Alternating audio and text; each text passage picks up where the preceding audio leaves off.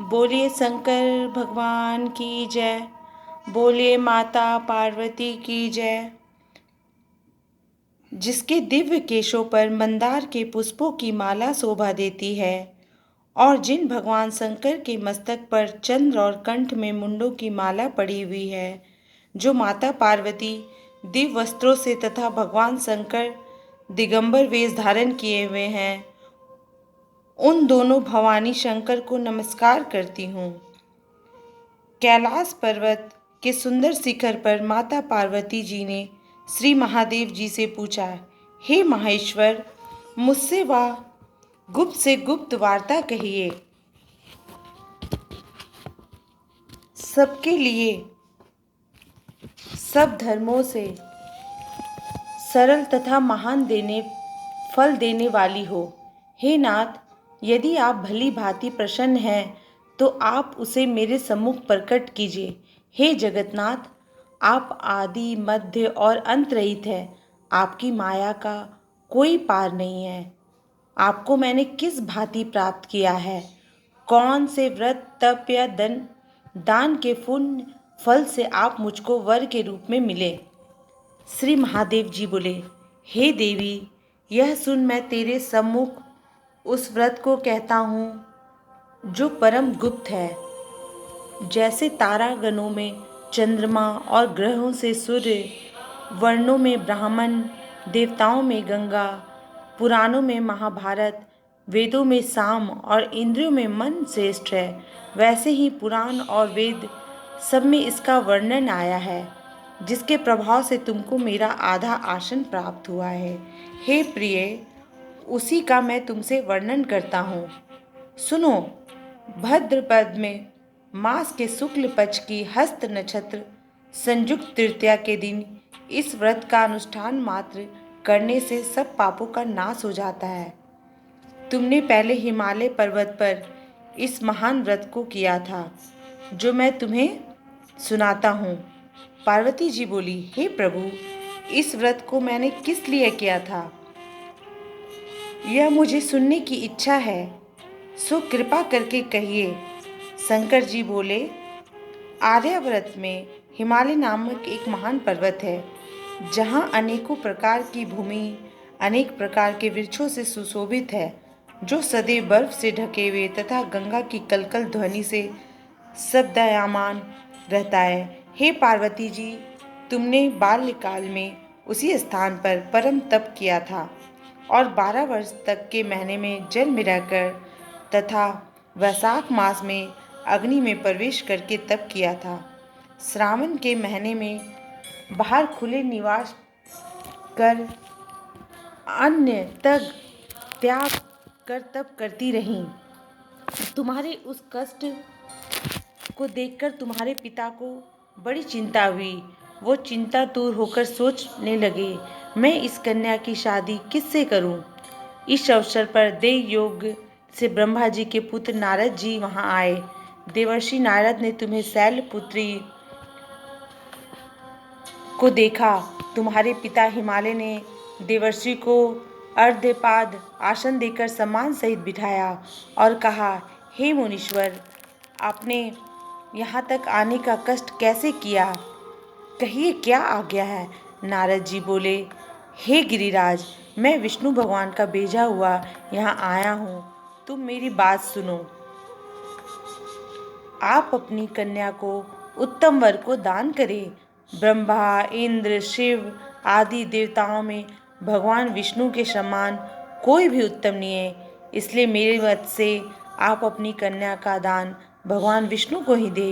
हिमालय बोले, यदि भगवान वासुदेव स्वयं कन्या को ग्रहण करना चाहते हैं और इस कार्य के लिए आपका आगमन हुआ है, तो अब मेरे लिए गौरव की बात है।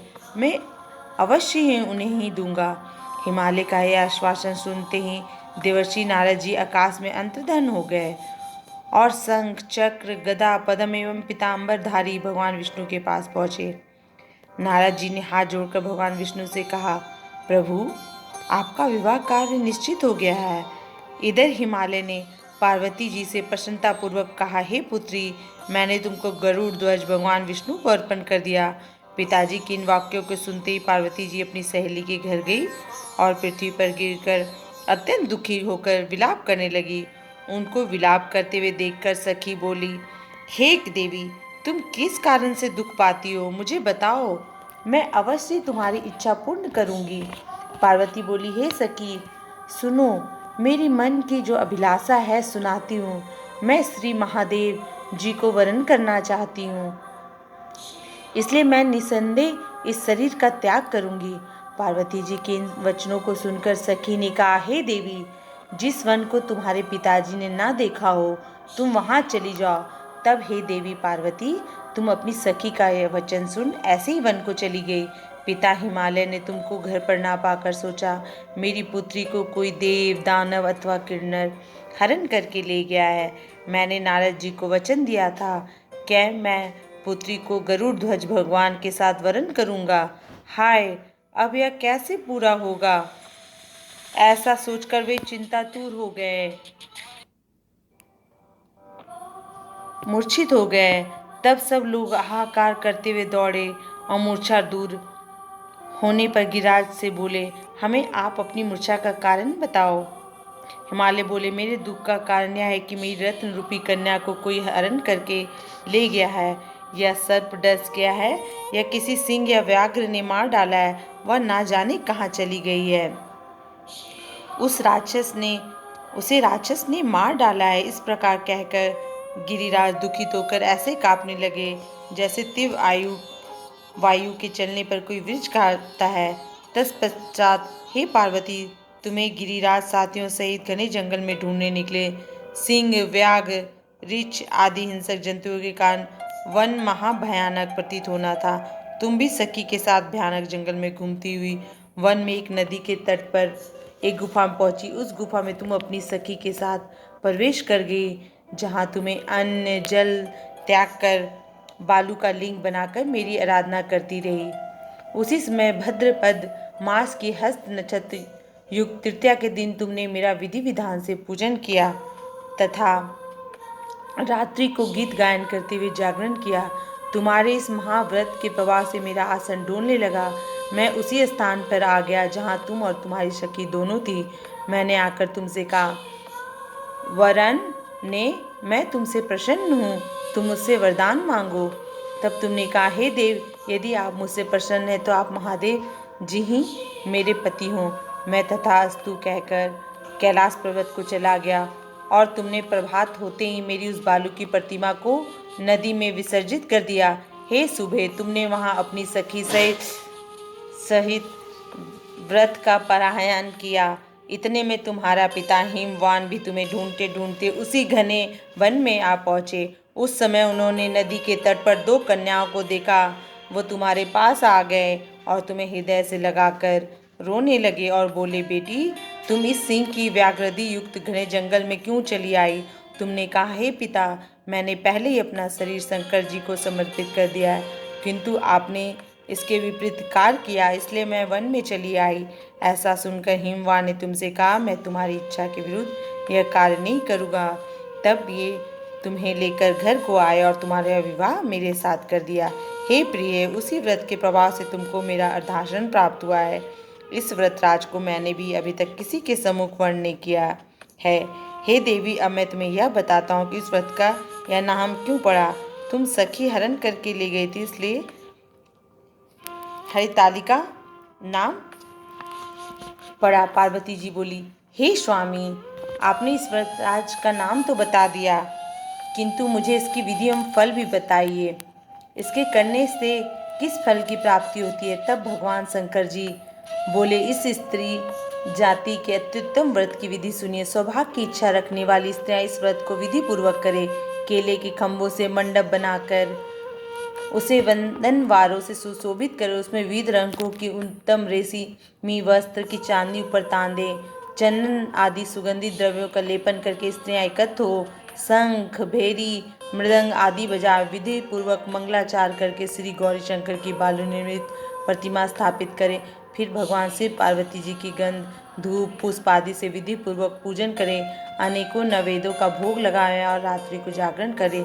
नारियल, सुपारी, जवारी, नींबू, लौंग, अनार नारंगी आदि ऋतु फलों तथा फूलों को एकत्रित करके धूप दीप आदि से पूजन करें। कहे, हे कल्याण स्वरूप शिव, हे मंगल रूप शिव, हे मंगल रूप महेश्वरी, हे शिवे, सब कामनाओं को देने वाली देवी कल्याण रूप तुम्हें नमस्कार है। कल्याण स्वरूप माता पार्वती, हम तुम्हें नमस्कार करते हैं। भगवान शंकर जी को सदैव नमस्कार करते हैं। हे ब्रह्मा रूपनी जगत के पालन करने वाली माँ, आपको नमस्कार है। हे सिंह वाहिनी, मैं संसारिक भय से व्याकुल हूँ, तुम मेरी रक्षा करो। हे महेश्वरी, मैंने इसी अभिलाषा से आपका पूजन किया है। हे पार्वती माता, आप मेरे पर प्रसन्न होकर मुझे सुख और सौभाग्य प्रदान कीजिए। इस प्रकार के शब्दों द्वारा उमा सहित शंकर जी का पूजन करें। विधि पूर्वक कथा सुनकर गौ वस्त्र आभूषण आदि ब्राह्मणों को दान करें। इस प्रकार से व्रत करने वालों के सब पाप नाश हो जाते हैं। बोलिए शंकर भगवान की जय, माता पार्वती की जय।